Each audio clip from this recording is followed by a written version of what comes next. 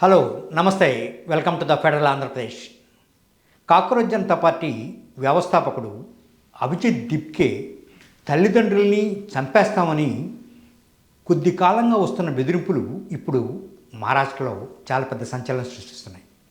అసలు ఎవరు ఈ తరహా బెదిరింపులు చేస్తున్నారు, దీని మీద ఎక్కడైనా కేసులు నమోదైనాయా లేదని ఒక పక్క పరిశోధన సాగుతూ ఉండగానే రెండో పక్క అనితకి అంటే వాళ్ళ అమ్మకి ఇటీవల కాలంలో వచ్చిన ఒక బెదిరింపు మరింత ఇదిగా ఉంది.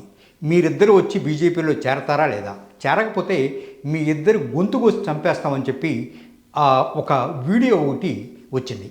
ఆ వీడియోని తన కుమారుడి ఫోన్కి వచ్చినప్పటికీ వాళ్ళకు భయపడి ఇది వీళ్ళ తల్లిదండ్రులు వింటే ఎక్కడ ఇబ్బంది పడతారని అతను 15-16 రోజుల పాటు దాన్ని దాచిపెట్టినప్పటికి కూడా మే 16 తర్వాత ఉద్యమం ప్రారంభమైన తర్వాత, అంటే ఢిల్లీలో ఈ కాక్రోచ్ ఉద్యమం ప్రారంభమైన తర్వాత పోలీసులు ఈ వ్యవహారం అంతా చూసి నిజంగానే తమను ఏమైనా చేస్తారేమోనని అభిజిత్ దిప్కే తల్లిదండ్రులు అనిత అలానే భగవాన్ రావు వాళ్ళ నాన్నగారు ఇద్దరు 16 రోజుల పాటు అజ్ఞాతంలోకి వెళ్ళారట. ఇదేదో ఎవరో కల్పితమైన వ్యవహారం కాదు ఇది. వాళ్ళిద్దరూ నిన్న ఒక మరాఠీ ఛానల్కి అలానే ఒక ప్రముఖ వార్తా సంస్థ ఏఆర్ఐకి ఇచ్చిన ఇంటర్వ్యూలో ఈ విషయాన్ని స్పష్టం చేశారు. అంతేకాకుండా తను చెప్పిన లెక్క ప్రకారంగా ఆ వీడియోలు చూస్తూ ఉంటే భయకంపితులు అయిపోయామని, నిజంగానే తమ ఇళ్ల మీదకి వచ్చి ఎక్కడ దాడి చేస్తారని భయపడ్డామని, తమ కుమారుడికి ఎక్కడ ప్రాణి హాని ఉంటుందని కూడా భయపడ్డామని చెప్పి ఆ తల్లిదండ్రులు చెప్పడంతో పాటు కేంద్ర మంత్రి ధర్మేంద్ర ప్రధాన్ రాజీనామా తర్వాత ఈ ఒరవడి కొంత తగ్గిందని అది కూడా చెప్పారు వాళ్ళు. అలాగే తమది పెద్దవైన కుటుంబం ఏమి కాదని, ఒక మాదిరి కుటుంబం అని చెప్తూనే తమకు ఇట్లాంటి ఏదైనా జరిగితే తాము తట్టుకోలేమని కూడా ఆ తల్లి బోరుని ఏడ్చేసింది.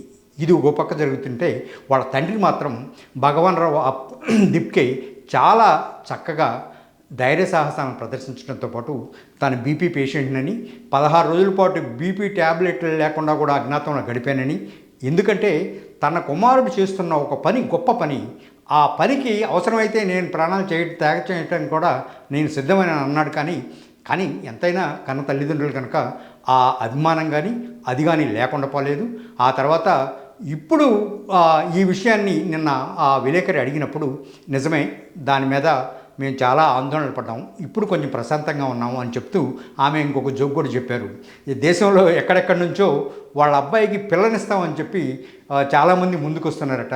అలానే ఇందులో ఎవరిని చేసుకుంటారనేది మేమేమి నిర్ణయించమని, తన వివాహం తమ కుమారుడి ఇష్ట ప్రకారంగానే జరుగుతుంది కానీ తమ ఇష్ట ప్రకారం ఏమైనా జరగదని చెప్పి ఆమె చెప్తూ గతంలో జరిగిన వాటన్నిటినీ తలుచుకొని చాలా కుమిలిపోయారు.